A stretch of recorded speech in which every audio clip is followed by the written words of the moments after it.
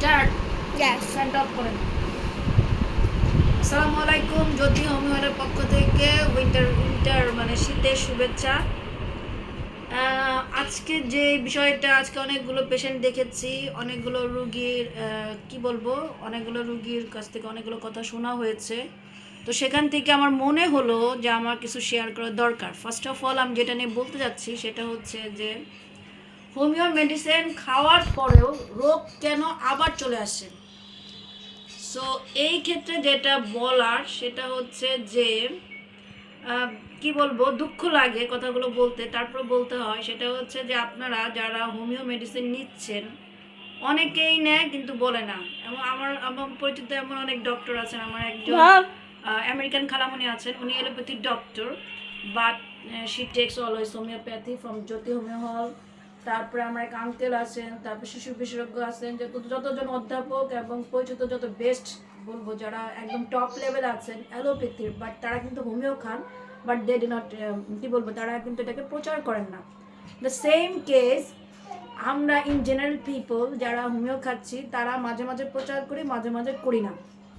তো আমার যে দুঃখটা সেটা হচ্ছে হোমিও তারা শুরু করে, যারা সাধারণ মানুষ বলবো, যে যারা সাধারণ মানুষ বা যত মানে আমি যদি ইন জেনারেল মানুষ হিসেবে বলি, তাহলে আজকে যে ঘটনাটা আমি বলতে চাচ্ছি সেটা হচ্ছে যে একজন আমাদের প্রতিবেশী আছেন, উনি প্রায় মেডিসিন নেন, নেওয়ার পরে টাকা দেন না, অনেক দিন অপেক্ষা করেন, তারপরে 1-1.5 মাস 2 মাস পরে আবার যখন ওই রোগটা রিকভারি করে আবার ফিরে আসে, তখন আবার এসে বলে আপনার ওষুধে কাজ করে নাই, তার মানে ওই টাকাটা আমি আপনাকে দিব না। ওকে ফাইন, এখন অসুখ হয়ে গেছে। তা এখন অসুখ হয়ে গেছে, আপনি 1.5 মাস 2 মাস আগে ওষুধ নিয়েছেন, আমি নাম বলে কাউকে লজ্জিত করতে চাই না, এরকম কেস অনেক হয়। সে তার জন্য, তার বেবির জন্য নিচ্ছে, খাচ্ছে, 1-1.5 মাস অথবা 2 মাস পরে এসে বলতেছে যে অসুখ ভালো হয় নাই। আপনারা যারা ভিডিও দেখছেন, আপনারা একটু বিবেক দিয়ে চিন্তা করে দেখেন তো, আপনি যখন মেডিসিন নিয়েছেন তখন আপনি সুস্থ হলেন, 1 থেকে 1.5 মাস পরে এসে আপনি বলতেছেন অসুখ ভালো হয় নাই, আবার হয়েছে। হোমিওতে ওষুধ খাওয়ার পরে কেন অসুখটা রিপিট করে, তার পজিটিভ দিকটা আমি বলছি এবং তার কস্টটা আমি বলছি। সেটা হচ্ছে হোমিও ওষুধটা, এলোপ্যাথিতে আপনারা 10-12-13টা পর্যন্ত ওষুধ খান। আমার আম্মাকে দেখেছি বক্সে ভরে ভরে ওষুধ খেতেন। আমাদের অনেক কলিগকে দেখছি যারা একটু বয়স্ক হচ্ছেন, আমাদের যে প্রফেসর আছেন জগন্নাথ ইউনিভার্সিটি, উনি একটা খুব সুন্দর কথা লিখেছেন, আমরা ফেসবুকে পড়লাম, যে নিঃশব্দে মানুষ শেষ হয়ে যাচ্ছে শুধু ওষুধ কিনতে কিনতে। এটা খুবই দুঃখজনক। তো এটা না করে আপনারা কি করতে পারেন, লাইটটা একটু অফ করে দাও, এখানে একটা লাইট আছে, চোখে লাগতেছে।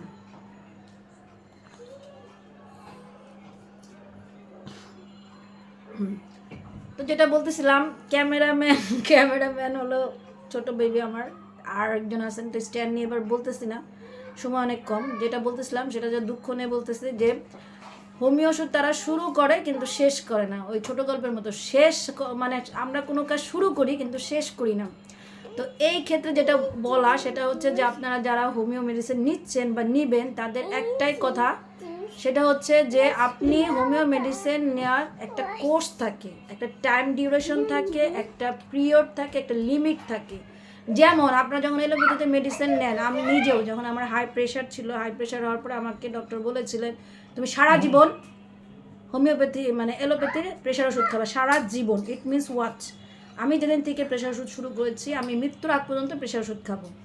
কিন্তু সেম কেস যদি আমি ডায়াবেটিসের ক্ষেত্রে বলি, আমার মানে বাবার তো বলবো না, আমার মার ক্ষেত্রে বলি, আমার মা একদম যেদিন ডায়াবেটিস হয়েছে এবং যেদিন তার মৃত্যু হয়েছে সেই পর্যন্ত উনি ডায়াবেটিসের ইনসুলিন নিয়েছেন, ডায়াবেটিসের ট্রিটমেন্ট নিয়েছেন। বাংলাদেশে যত বড় বড় ডাক্তার ছিল, বারডেম যত কিছু ছিল, আমি সব জায়গায় তাকে দেখিয়েছি। কিন্তু আমার কথা হচ্ছে তার ইমপ্রুভ না হয়ে তার ডিক্রিজ কেন হয়েছে, কেন তার ডায়াবেটিস কন্ট্রোল না হয়ে তার কিডনিতে প্রবলেম, তার লাঞ্চের প্রবলেম, তার স্কিন ডিজিজ, তার টিউমার, তার ক্যান্সার, ডিফারেন্ট টাইপস অফ ডিজিজগুলো কেন হয়। আমি তো রেগুলার মেডিসিন নিচ্ছি। তো এই জায়গাটা কষ্ট লাগে, আসলে এই জায়গাটা কষ্ট লাগে যে আপনারা একবারে জীবনের শুরু থেকে শেষ পর্যন্ত এলোপ্যাথির ইনসুলিন নেবেন, জীবনের শুরু থেকে শেষ পর্যন্ত আপনার প্রেশার ওষুধ খাবেন, ডায়াবেটিসের ওষুধ খাবেন, অনেক ধরনের কেস আছে যতগুলো আপনারা শেষ পর্যন্ত খাবেন। অথচ হোমিওর ক্ষেত্রে যদি আমি বলি 1 ডোজ খাওয়ার পর আপনারা বলেন কাজ করে না। ওয়াই? আপনাকে তো কোর্সটা কমপ্লিট করতে হবে রে ভাই। আপনার বেবিকে যখন আমি দিয়েছি তখন আপনার বেবি সুস্থ হলো, আপনি আমাকে জানালেন, আপনি টাকাটা দিলেন না, বাট আপনি পরে আবার এসে বলতেছেন 1.5 মাস পরে পেমেন্ট না করে আপনি বলতেছেন অসুখ আবার হয়েছে। হবেই তো রে ভাই, আপনি তো কোর্স কমপ্লিট করেন। আপনাকে আমি বলেছি স্কিন ডিজিজের জন্য আপনাকে কন্টিনিউ 3 মান্থের ওষুধ নিতে হয়। সো আপনি তো 3 মান্থ ওষুধ নিচ্ছেন না, অথচ স্কিন ডিজিজে যে কোনো ডাক্তার কাছে গেলে আপনাকে ভিজিট দিবে 2000 টাকা। তারপর আপনার স্কিনে এমন কিছু মলম দিবে, কিছু ওষুধ দিবে, কিছু সাবান শ্যাম্পু যেটা সাজেস্ট করে। এগুলো আমি দেখেছি আমার আম্মুর ক্ষেত্রে, আমার মেয়ের ক্ষেত্রে আমি দেখেছি।